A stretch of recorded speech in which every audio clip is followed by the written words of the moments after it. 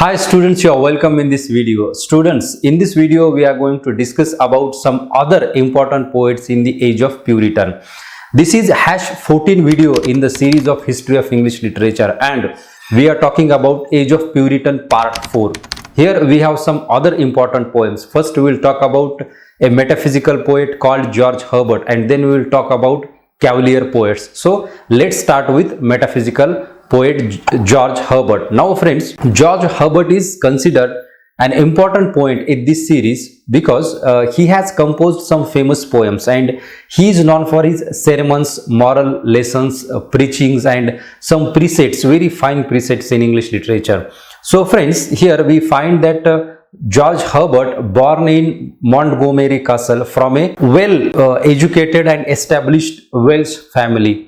His background is a very appropriate for production of literature. So friends, he could get education from university and he graduated from the university, but he struggled lifelong with a disease called consumption and hence he affected a lot from that disease and many times he has to leave the upper ladders when we want to ride those upper ladders in his career, in his life. George Herbert is considered a poet who directly talked to the God through his sermons, through his religious poetry, through his spiritual poetry, and hence he established his place in this field of literature. Actually, he composed a collection of poems called The Temple, and in Temple we have his religious, spiritual and very moral lessons included in that particular work. One more important thing about George Herbert is that when he created these manuscripts of poems and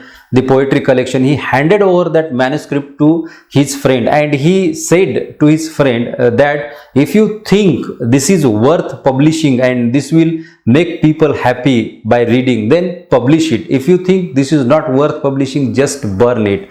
And friends, that his friend have published his poems in the form of the Temple collection of short poems, and we could get these poems when it was published. So this is about the publication of his poems, the Temple, and here we have a few poems which are very famous in English literature. Let's discuss them. The Church Porch, it is the longest poem. The Pilgrimage, this is composed in 6 short stanzas which are packed with thought and many things. And when we think about this pilgrimage, we find that we have a thought in our mind that whether John Bunyan have derived the theme or idea from this pilgrimage for his famous literary work in English literature in coming days, the Pilgrim's Progress. So this is also about this pilgrimage.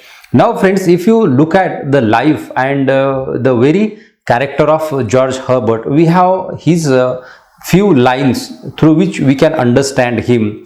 We have here lines from his poem called The Collar. I will read these lines and let's understand the character of George Herbert. I struck the board and cried no more. I will abroad. What shall I ever sing and pine? My lines and life are free. Free as the road, loose as the wind.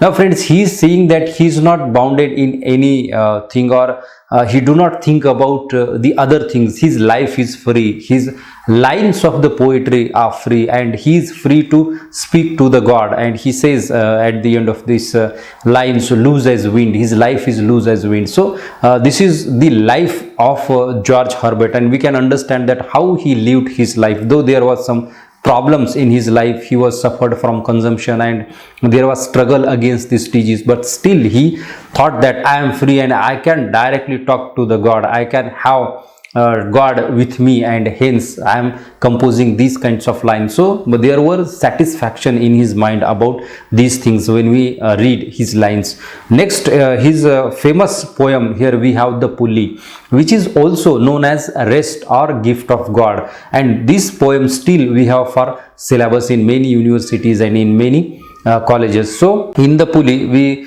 find how he is talking to God. Here we have a few lines from his poem called Pulley. When God at first made man, having a glass of blessing standing by, let us, said he, pour on him all we can, let the world's riches which dispersed lie contact into a span. So this is direct talking with God, and in these poems he says that how God has bestowed man with many blessings, and we human beings should be obedient to God, and we should listen to the God. All these things he talk about in this poem called The Pulley. Next we have his two poems, Easter Wings and The Altar. These two poems have become the reason for wrath of critics. Many critics criticized these poems for different reasons, for his workmanship, for the loose connection in theme, for many things, style and other things, and blasphemy. All these things critics said about these poems. Next we have Paradise and Heaven. These last two poems also are very famous. If you look at all these poems, we find that they are short poems, they are lyrics, they are song, and hence they have become famous, the poems like Pulley. So friends, this is all about George Herbert. We have next poet, Thomas Carew, one of the Cavalier poets. Thomas Carew is considered as the inventor of Cavalier love poetry. When we look at his poems, we find that love is a predominant theme. Love is a major idea in his poems. Then he composed poems on spirituality and religion.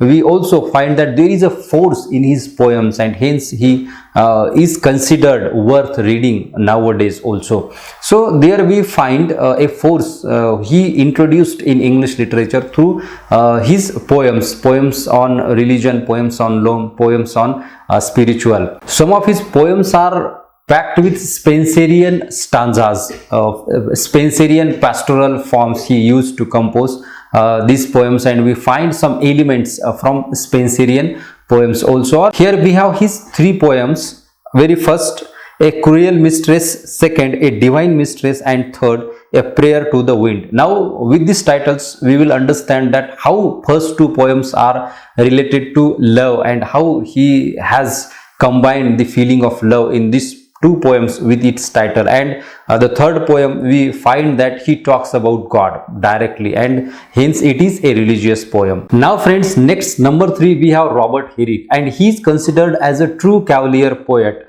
and he also had influence of Ben Jonson. Now when we look at his poems, we find that his poems are the expression of feelings, emotions, and we also find melody in his poetry, and he's composed on a wide range in English literature. For example, he composed right from trivial love themes, love songs, to a deep religious hymns, a deep religious poetry. So he covered many topics, many themes, right from trivial themes to the religious themes, and hence he became important in English literature. Here we have his two poetry collections which are very famous in English literature. We have number 1, Noble Numbers, and second, Hesperides. So these are the short poems, or a collection of short poems or short songs, and in this collection we have a few famous poems here. Number 1, Corina's Maying.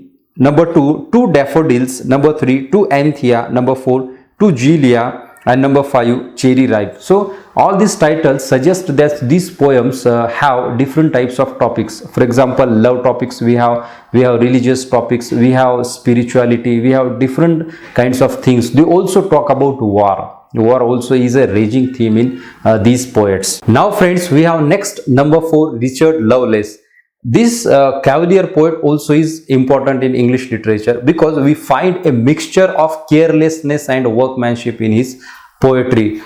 Some poems he composed with very carefulness, and we find style and composition well maintained, but some poems are just careless poems, and hence he becomes a mixture in English literature, and it is important to study his poetry or poetry collection called Tu Lucasta. In Tu Lucasta, he has composed the poems with these two features. Some poems are careless, or we do not find any kind of relation between the style and the other aspects of poetry, and for that many critics have criticized his poems. But some poems are very great poems. For example, here we have a few lines from his poem called To Althea from Prison, oft quoted lines. So let's read these oft quoted lines and let's understand how this Richard Lovelace has become important in English literature.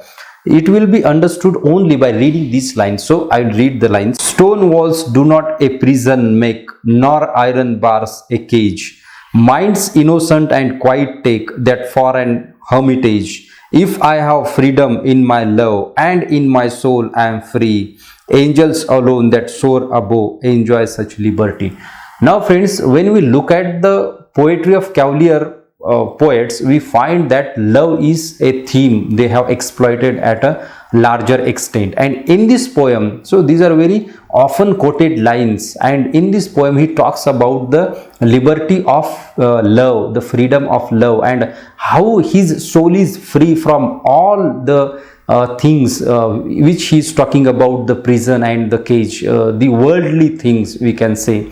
And love cannot be bind in these kinds of worldly things, just he is revealing here through these lines. And hence we find that these romantic lines are quoted often in many situations when we read Cavalier poets. And here we have last poet John Suckling. He is the last of the Cavalier poets. He was born in Woolwich and educated in Oxford. Most of these poets have educated in established institutions or universities like Oxford and Cambridge. And his poetry consists of gay, generous and different kinds of elements he combines in his poetry. Generally his poems are witty poems in English literature. Here we have his two poems, famous poems. Why so pale and wan, fond lover, ballad upon wedding. So in the first poem we find that he talks about love, again the very routine theme of Cavalier poets. And in the second we also have love theme, but he explored on a different level. And on this second poem we find many critics criticized this poem for a different reason. So dear friends, these are the other some important poets in Puritan age. We talked about 5 poets here, 1 metaphysical poet and 4 Cavalier poets. In the next period or in the next video we will talk about John Milton, one of the greatest English poets. So stay tuned, watch History of English Literature, watch videos on literature simply. Please subscribe, share this video among your friends, like this video and press bell notification icon for updates. Thank you very much.